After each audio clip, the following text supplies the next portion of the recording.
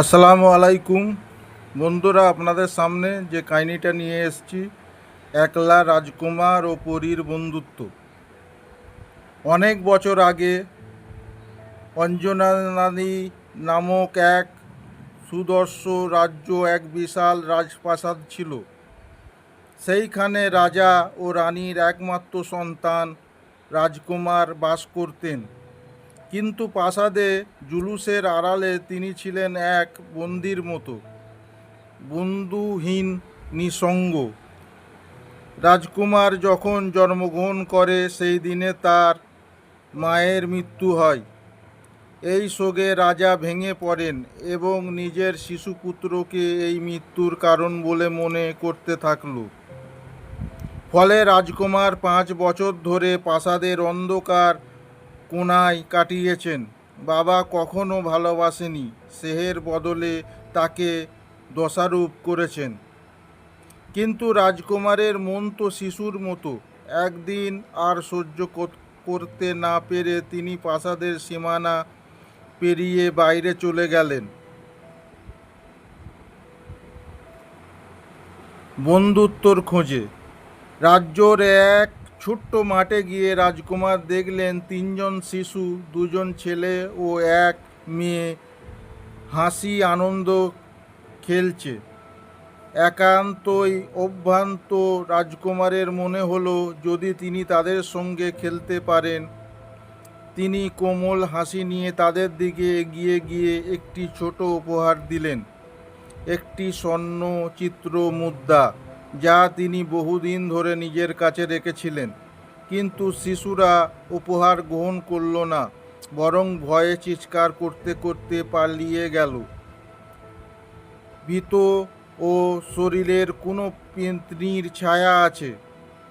তাদের ভয় অস্বীকৃতি রাজকুমারের হৃদয়ে শূন্যতার ছাপ ফেলে দিল। চোখের জল বাঁধ মানল না। তিনি ছুটে পালালেন এক নির্জন ফুলবাগানের দিকে। পরীর মতো এক মেয়ে। ফুলবাগানটি ছিল স্বপ্নের মতো রঙিন ও ফুলের গন্ধে মরমর করছিল চারিদিক। সেখানে দাঁড়িয়েছিলেন এক রাজকুমারের প্রথমে দ্বিধায় পড়ে গেলেন। এতদিন কেউ তাকে আপন করে নেয়নি, হয়তো এই মেয়েটিও ভয় পাবে। কিন্তু মেয়েটি হাসলেন, কোমল কণ্ঠে বললেন, তুমি কে? রাজকুমার কাঁদতে কাঁদতে সব বললেন, তার বন্দি জীবন, পিতার অবহেলা, বন্ধুত্বহীনতা, আর একমাত্র সেই শিশুরা তাকে ভূত বলে পালিয়ে গেল। মেয়েটি হাসল, তুমি তো খুব সাধারণ একজন মানুষ। ভীত কই, আমি তোমার বন্ধু হতে পারি? রাজকুমার বিস্মিত হলেন। এতদিন পরে কেউ প্রথমবারের মতো তাকে অস্বীকার করল না। এক নতুন সম্পর্ক। সেই দিন থেকে রাজকুমারী আর মেয়েটি একসঙ্গে। বন্ধুত্ব সেই উষ্ণতায় ছিল রাজকুমারের জন্য প্রথম আশ্রয়। কিন্তু এই মেয়েটি আসলে কে? তাই এই রহস্যময় উপস্থিত কি শুধুই বন্ধুত্ব, নাকি কোনো গোপন সত্য লুকিয়ে আছে?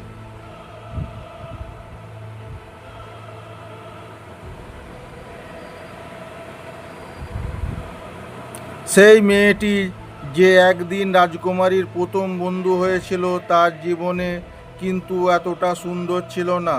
তার হাসির আড়ালে লুকিয়ে ছিল এক ভয়ঙ্কর সত্য। মেয়েটির নাম অরিতা, ছোট্ট নিষ্পাপ কোমলমতি এক শিশু, কিন্তু তার পরিবার এক বিভীষিকার প্রতিছবি, অন্ধকারের ছায়া। রাজকুমারের যখন অরিতার সঙ্গে সময় কাটাতেন, দেখতেন তার চোখে অদ্ভুত এক ভয়। একদিন সে সাহস করে তিনি জিজ্ঞাসা করলেন, তুমি ভয় পাও? কিন্তু কাকে? অরিতা এক মুহূর্তে চুপ করে ফিসফিস করে বলল, আমার মা আমাকে খুন করতে চায়।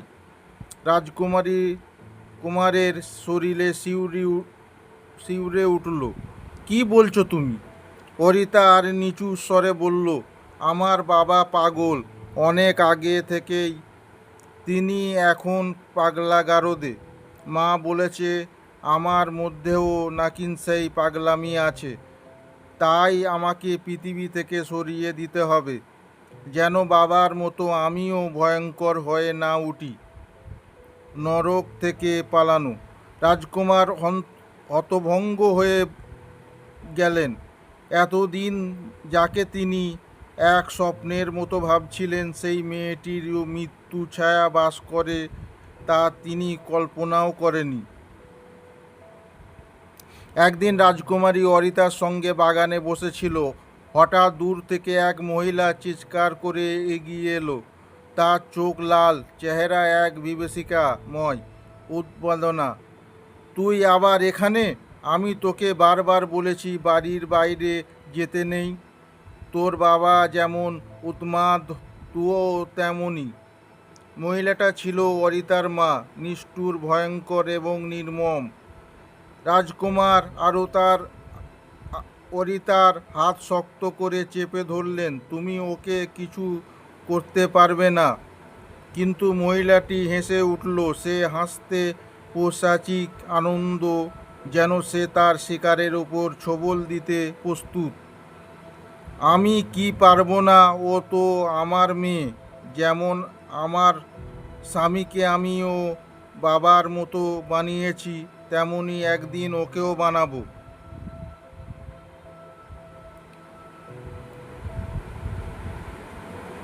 রাজকুমারীর চোখ বিস্মিত হয়ে গেল। এই মহিলা কি বলছে? ওর স্বামী কি সত্যি পাগল ছিল, নাকি তাকেও ইচ্ছা করে পাগল বানানো হয়েছে? পলোয়ান বা মৃত্যু? অরিতার কান্না জড়ানো কণ্ঠে বলল, আমাকে এখানে থেকে নিয়ে চলো, আমি আর এখানে থাকবো না। রাজকুমার সাহস করলেন। তিনি অরিতার হাত ধরে দৌড় দিলেন। পিছন থেকে মহিলার ক্ষুদ্র চিৎকার ভেসে এলো, তোমরা পালাতে পারবে না, ওকে আমি খুঁজে বের করব, আর তখনই হবে সত্যিকার খেলা। রাতের অন্ধকারে নেমে এলো। রাজকুমার জানতেন এখন আর পিছু হটার উপায় নেই। সেই মেয়েটিকে বাঁচাতে হলে তার সব শক্তি দিয়ে লড়তে হবে। কিন্তু সত্যিটা কি? অরিতার বাবাকে সত্যি পাগল বানানো হয়েছে, আর এই মহিলার পিছনে কোনো অজানা রহস্য লুকিয়ে আছে কি?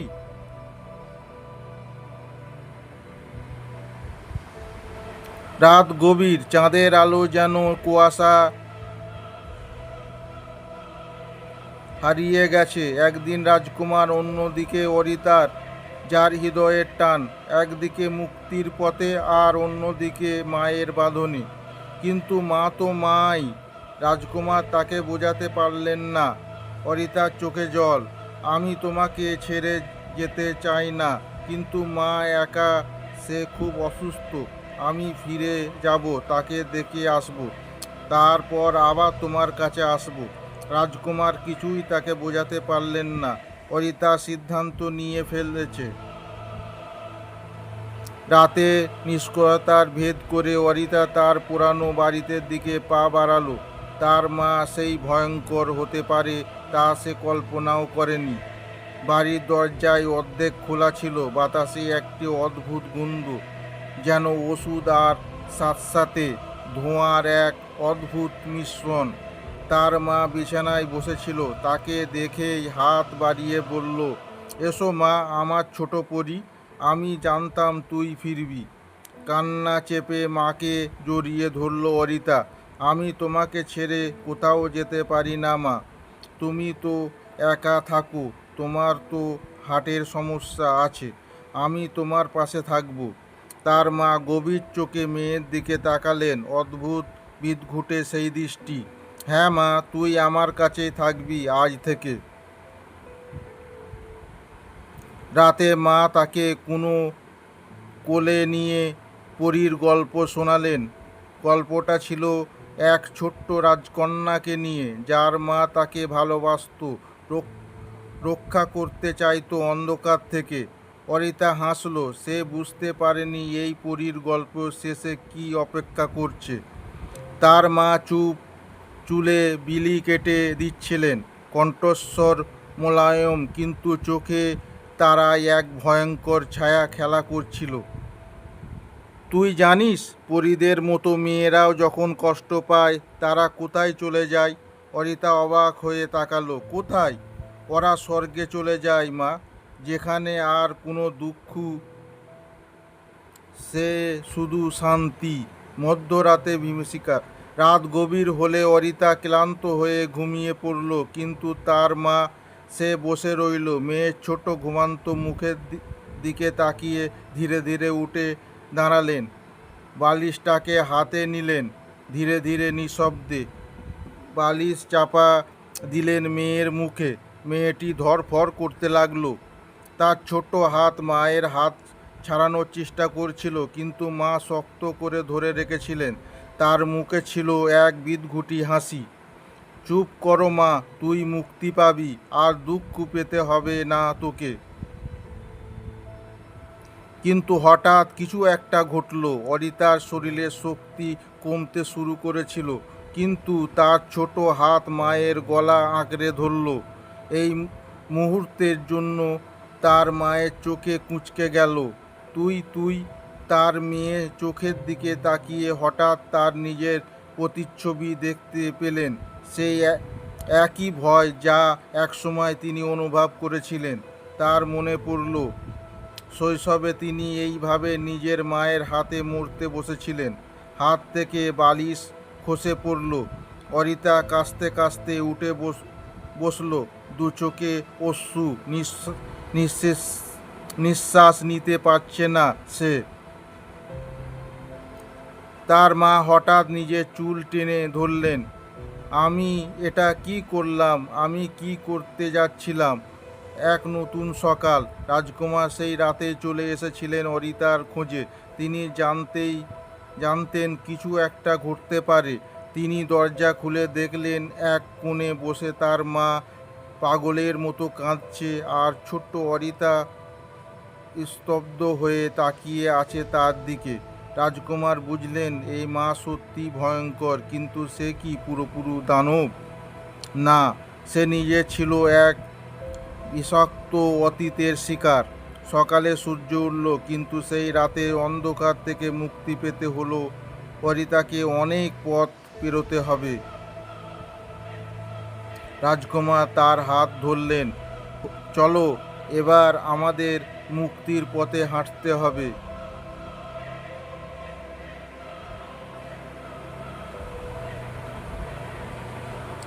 সূর্য তখন পশ্চিম আকাশে লাল আভা ছড়িয়ে ধীরে ধীরে বিদায় নিচ্ছে। সোনালির আলো পড়েছে রাজপ্রাসাদের চারপাশে, বিস্মিত ফুলের বাগানে। কোদালি এই মোহময়ী আলো দাঁড়িয়েছিল রাজকুমার পাশে, সেই মেয়েটি যার মুখে সব সময় এক রহস্যময় মিষ্টি হাসি লেগে থাকত। সারাদিন তারা দুজনে কত কিছু করলো, খেলা, দৌড়ঝাঁপ, গল্প বলা, হাসাহাসি।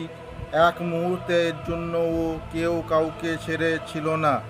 যেন বহুদিনের পুরাতন বন্ধুত্ব, যেন এক অপরের ছায়া।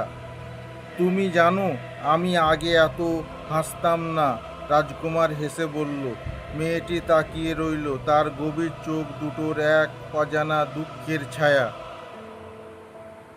তোমার জন্য তো এত হাসি, এত আনন্দ, রাজকুমার আবার বলল।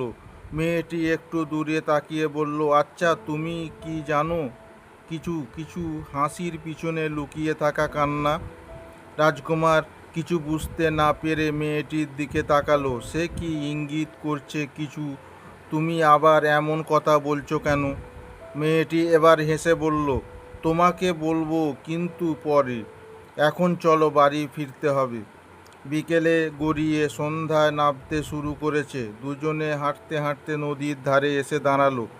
পানি ধীর গতিতে বয়ে যাচ্ছে, যেন রাতের গভীরে রহস্যময় প্রস্তুতি নিচ্ছে। কাল আবার দেখা হবে তো? রাজকুমার আশার দৃষ্টিতে তাকালো। মেয়েটি এক মুহূর্তের জন্য চুপ করে থাকলো, তারপর মৃদু হাসলো। হয়তো হবে, হয়তো নয়। মানে?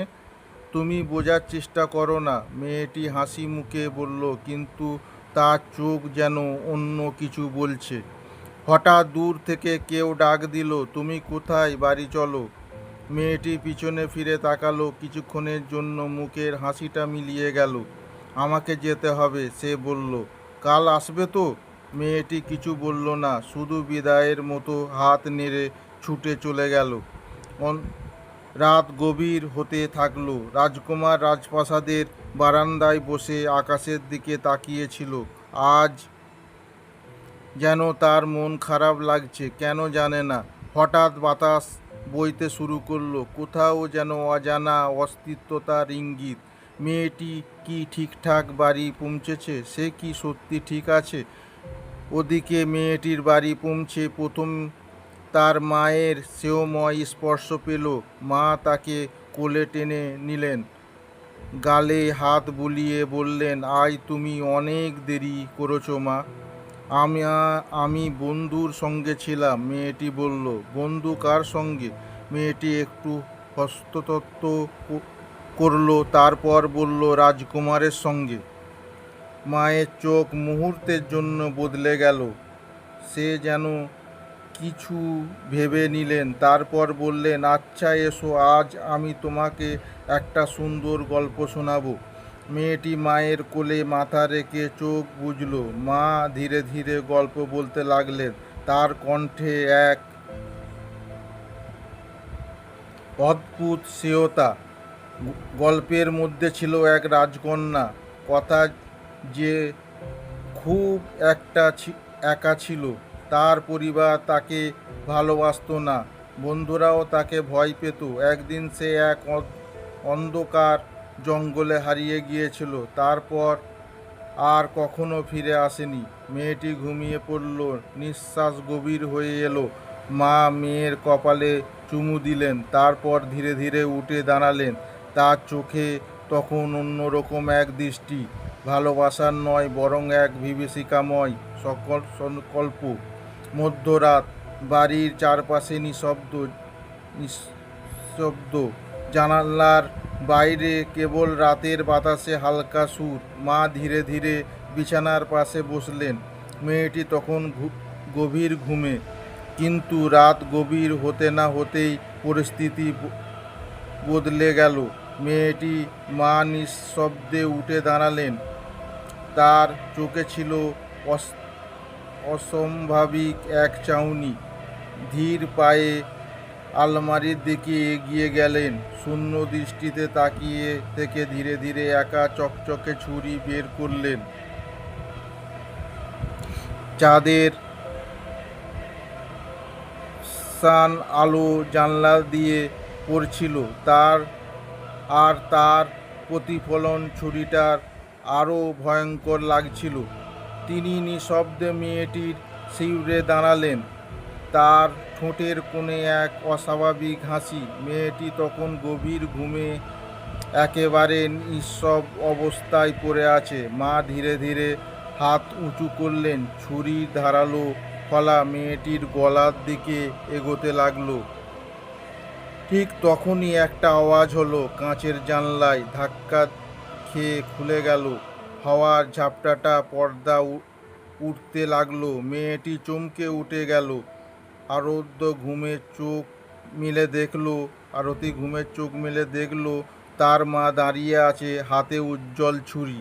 মেয়েটি চোখ বিস্মিত, সে চিৎকার করতে চাইল, কিন্তু ভয় তাকে পাথর বানিয়ে ফেলেছে। মা ধীরে ধীরে ফিসফিস করে বললেন, শান্ত হও বাছা, আমি তো শুধু তোমার কষ্ট কমাতে চাই। মেয়েটি আতঙ্কে বিছানা থেকে লাফিয়ে পড়ল। মা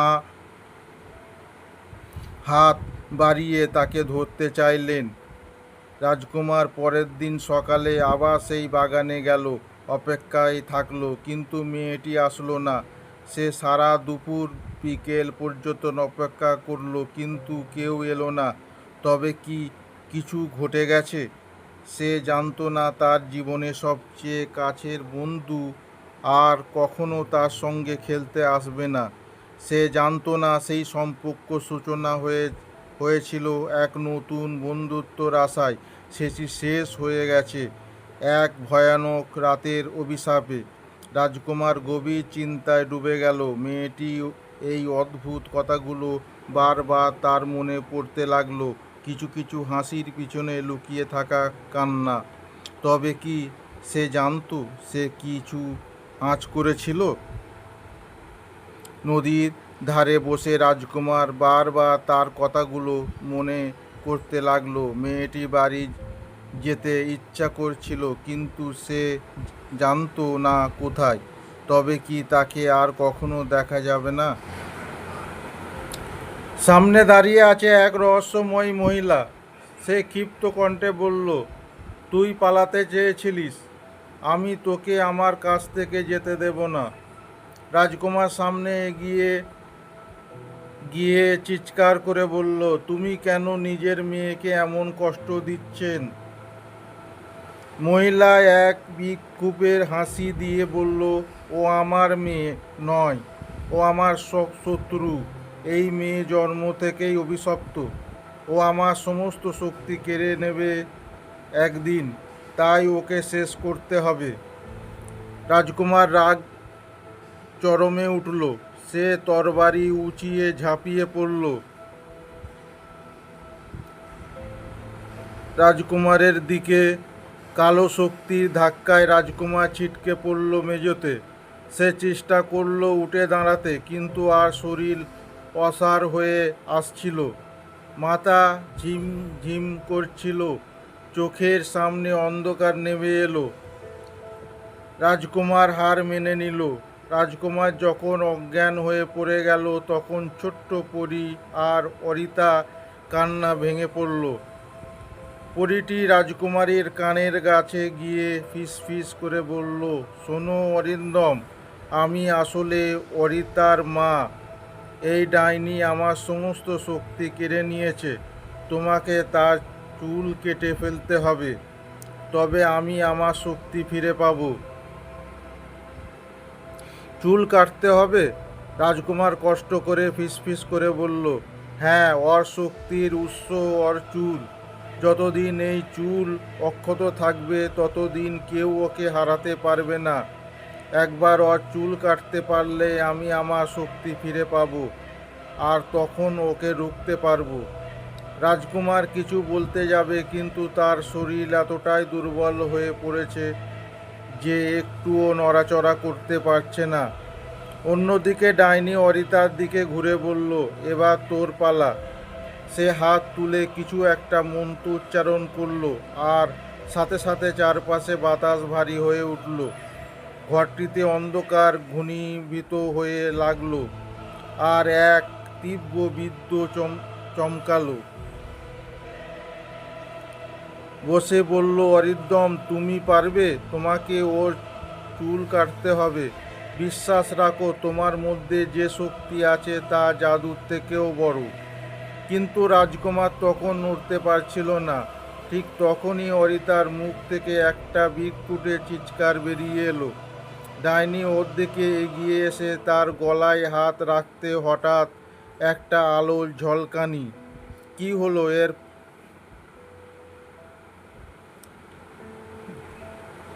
ঝিমঝিম করছিল, কিন্তু যখন সে অসহ্য অনুরোধ মনে করল, তখন তার ভিতরে নতুন শক্তি জেগে উঠল। সে দেখল তার হাতে ধরা তলোয়ার আগুনের মতো জ্বলছে। অরিন্দম শক্ত করে তলোয়ার চেপে ধরে দাঁড়িয়ে গেল। ডাইনির দিক থেকে এক দৃষ্টিতে তাকিয়ে থাকলো। এবার তোর শেষ সময়। এক লাফে সেই ডাইনির দিকে ঝাঁপিয়ে পড়ল এবং এক কোপে তার কিছু চুল কেটে ফেলল। ডাইনির মুখ থেকে বিকট এক চিৎকার বেরিয়ে এলো। ঠিক তখনই অসহ্য শরীরের থেকে একটা উজ্জ্বল আলো বেরিয়ে আসতে লাগলো। সে নিজের শক্তি বিকাশ ঘটিয়ে শরীরে আরও বড় করে নিল। তার চোখ দুটো রক্তের মতো লাল হয়ে গেল, আর মুখে ভয়ঙ্কর হাসি ফুটে উঠল। তোমরা কি ভেবেছ এত সহজে আমাকে হারাতে পারবে? অরিন্দম তলোয়ার শক্ত করে ধরে রাখল।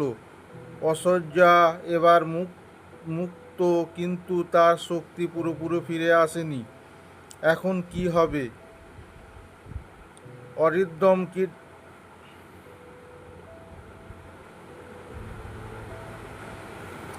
ঐশ্বর্য প্রথমে ছুটে গিয়ে অরিতাকে বাঁধন মুক্ত করল। তার মেয়েকে শক্ত করে বুকে জড়িয়ে ধরে বলল, তুমি ঠিক আছো তো মা? অরিতার চোখের জল ফেলতে ফেলতে মাথা নাড়ল। মা, তুমি ফিরে এসেছো? অরিন্দম ইতিমধ্যেই উঠে দাঁড়িয়েছিল। সে এবার ডাইনির দিকে তাকিয়ে বলল, এবার এই অভিশাপের শেষ হবে। ডাইনি বিকট হাসিতে ফেটে পড়ল। হা হা হা হা, আমাকে শেষ করবে? আমি তো তোমাদের সকলে শেষ করব।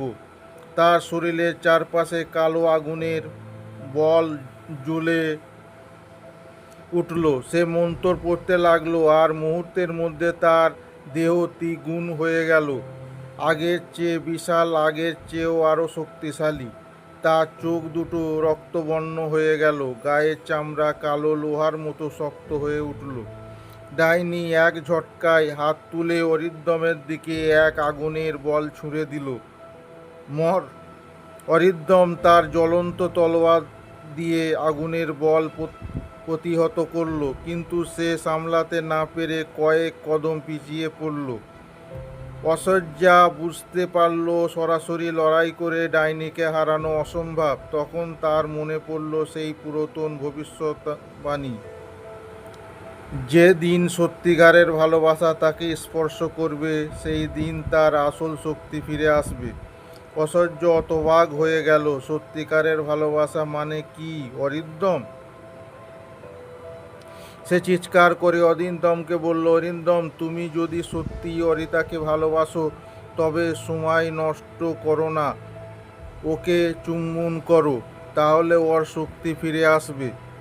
ডাইনি রেগে গিয়ে চেঁচিয়ে উঠল, না, এটা হতে পারে না।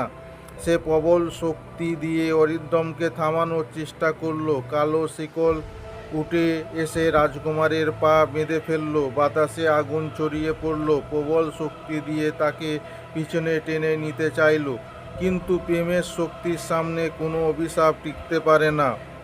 অরিন্দম সমস্ত শক্তি দিয়ে বাঁধন ছিঁড়ে বেরিয়ে এলো। সে দৌড়ে গিয়ে অরিতাকে শক্ত করে ধরে নিল। অরিতা, আমি তোমাকে ভালোবাসি, এ কথা বলে সে প্রাণ খুলে তার ঠোঁটে চুম্বন করল। অভিশাপ শেষ, প্রেমের জয়। অরিন্দমের ঠোঁট যখন অরিতার ঠোঁটে স্পর্শ করল, তখন সে পুরো পৃথিবী এক মুহূর্তের জন্য স্তব্ধ হয়ে গেল। বাতাস থমকে দাঁড়ালো, ঘন কালো মেঘের গর্জন করে উঠল, আর ডাইনির প্রাসাদ কাঁপতে লাগলো। অরিতার দেহ থেকে এক বিস্মিতকার সোনালির আলো বেরিয়ে এলো, যা চারপাশকে আলোকিত করে তুলল। তার চোখ বন্ধ হয়ে গেল, আর মুহূর্তের মধ্যে সেই শূন্য ভাসতে লাগলো। অরিন্দম অবাক হয়ে তার দিকে তাকিয়ে রইল, যখন দেখল অরিতার শরীরের চারপাশে সেই আলো ঘনীভূত হয়ে এক বিশাল শক্তিতে পরিণত হলো। ঐশ্বর্য বিস্মিত নয়, কারণ সে জানে এই মুহূর্তের জন্য সে অপেক্ষা করছিল। ডাইনি বিভীষিকাময় কণ্ঠে চিৎকার করে উঠল, এটা সম্ভব নয়, আমার সমস্ত শক্তি আমি কেড়ে নিয়েছি। ও কি করে এত শক্তিশালী হলো? ঐশ্বর্য শান্তভাবে বলল, কারণ ওর মধ্যে আছে সত্যিকারের ভালোবাসা, আর ভালোবাসা এমন এক শক্তি যা কোনো অশুভ শক্তিকে দমন করতে পারে না। ডাইনি রাগে উন্মাদ হয়ে উঠল। সে প্রবল শক্তি নিয়ে অরিতার দিকে কালো আগুনের বল ছুঁড়ে দিল, কিন্তু সেই আগুন মাঝপথে গিয়ে উল্টো দিকে ফিরে গেল, যেন তার জন্যই অপেক্ষা করছিল। আগুন ডাইনির গায়ে পড়তেই সে বিকট এক আর্তনাদ করে উঠল। তার দেহ থেকে ধোঁয়া বেরোতে লাগলো, তার কালো শক্তি দ্রুত কমে যেতে লাগলো। অরিতার এবার নিজের হাত দুটো সামনে বাড়িয়ে বলল, আজ আমার অভিশাপ শেষ হবে, আর তুই অভিশাপের কারণ, ধ্বংস হয়ে যাবি। তার কণ্ঠস্বর যেন বজ্রধ্বনির মতো গর্জে উঠল, এবং মুহূর্তের মধ্যে সেই দু হাত দিয়ে ডাইনির দিকে এক প্রবল আলোর তরঙ্গ ছুঁড়ে দিল। সেই আলো ডাইনির শরীর স্পর্শ করতেই সে অসহায়ভাবে ছটফট করতে লাগলো। তার বিকট রূপ আস্তে আস্তে বদলে যেতে লাগলো, এবং সে ছোট হয়ে যেতে লাগলো। অবশেষে এক বিকট বিস্ফোরণের শব্দে পুরো প্রাসাদ কেঁপে উঠল, আর ডাইনি আগুনের মতো লাল হয়ে চিৎকার করতে করতে ধুলোর পরিণত হলো। সবাই নিঃশ্বাস চেপে সেই দৃশ্য দেখছিল। ডাইনি ধ্বংস হতেই চারপাশে কালো অন্ধকার দূর হয়ে গেল। সেই অভিশপ্ত প্রাসাদ রূপান্তরিত হলো এক অপূর্ব সোনালির বাগানে। ঝরা গাছগুলো নতুন পাতায় ভরে উঠল, বাতাসে বয়ে গেল সুগন্ধিত ঐশ্বর্য অবশেষে মুক্তি পেল। সে এগিয়ে এসে অরিন্দম আর অরিতিকাকে একসাথে দেখে আবেগে ভাসতে লাগলো।